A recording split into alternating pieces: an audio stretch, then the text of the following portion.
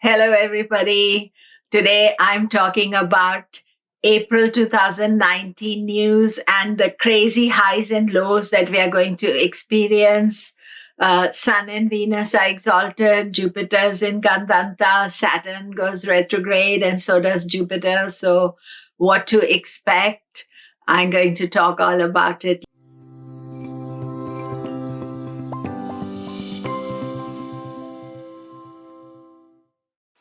Hello, this is Komilla Sutton, and my channel is mostly talking about the transits and the tutorials about Vedic astrology.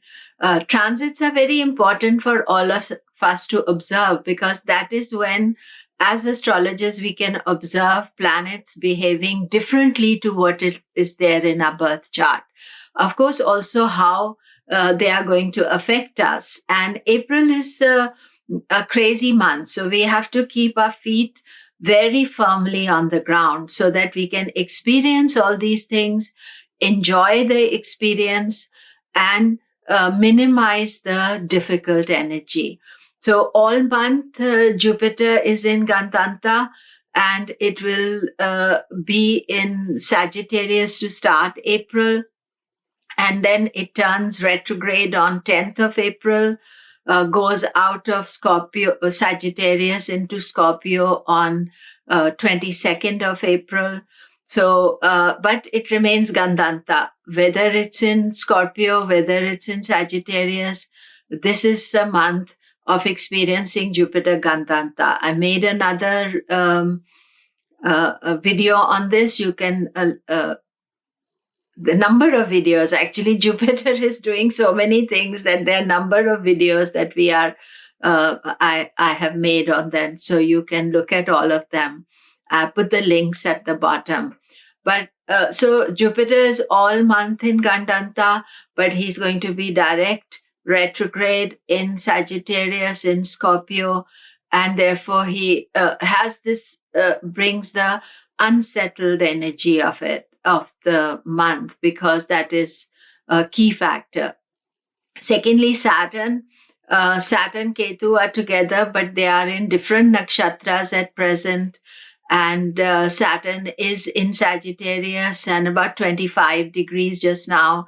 And it finishes the month at 26 degrees, 39 minutes on 29th of this month, April, and when it will retrograde, still in Purvashada Nakshatra. And so, of course, if you have planets around 25, 26 degrees of Sagittarius, and especially if you have the moon there, then this is a very intense month for you, because not only Saturn will slow down, he will be Manda and Mandatar and slow down and retrograde. It is going to be quite intense. And then from 29th onward, Saturn will be in retrograde motion, and Saturn and Ketu are both retrograde and both now coming to their exact conjunction in May.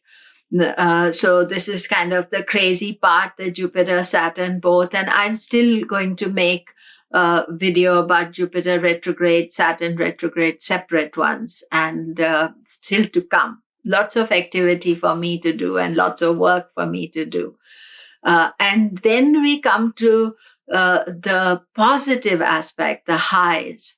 So the sun starts the month in Pisces, where he is not at his most steady position, because the lord of the sun, Jupiter, is Gandanta.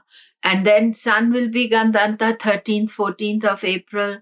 And that is also Sankranti. But it is, I would say, a positive Gandanta, in the sense that sun will only be few hours in the Gandanta and move straight into exaltation. And in India, we celebrate this as Vishakhi, as Vishu, and other festivals celebrate the exaltation of the sun. And sun will be there strong. Its Lord Mars is also okay in Taurus. He's not having any difficult energy. So courage, confidence to deal with these issues.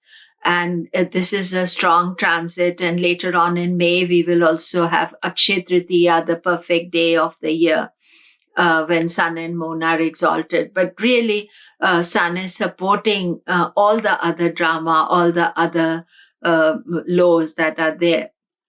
Now we come to Venus, and Venus is going to be exalted as well.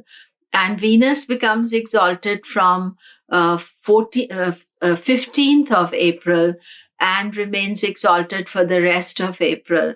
But Venus has a little caveat, because Venus is Lord Jupiter is in Gandanta for the whole month. So the exaltation is not totally steady. That's what I would say. It's powerful, it's strong. Every year, Venus gets into exaltation. It's usually a very nice, positive time for love and marriage and relationships and general feel-good factor. And what I've noticed is that if two planets are exalted in the chart, then our experience is much better and much easier. But as I said, that Venus has got the Lord of Venus, Jupiter, is in Gandanta and retrograde as well. And it will be half in Sagittarius and then go back to Scorpio.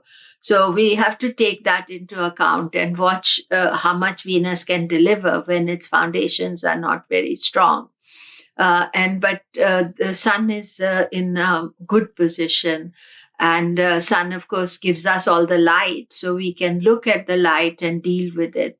And I would say that most important thing for everybody to take into account is that we have to keep our feet on the ground. We have to take very sober decisions and not rush into things and, do things counterproductive to us, because even the highs are all coming with a little bit of warning that be careful and take care. So how well you react to situations, don't predispose yourself to situations. It's not, I would say that April will have many opportunities as well, but don't destabilize yourself. Don't destabilize your life.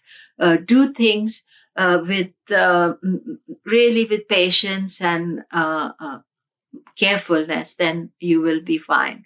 So that is all. You'll see a lot of me this April as well, because so much is happening.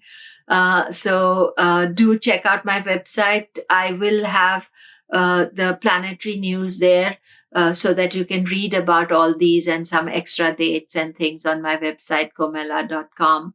And thank you again. I appreciate you so much.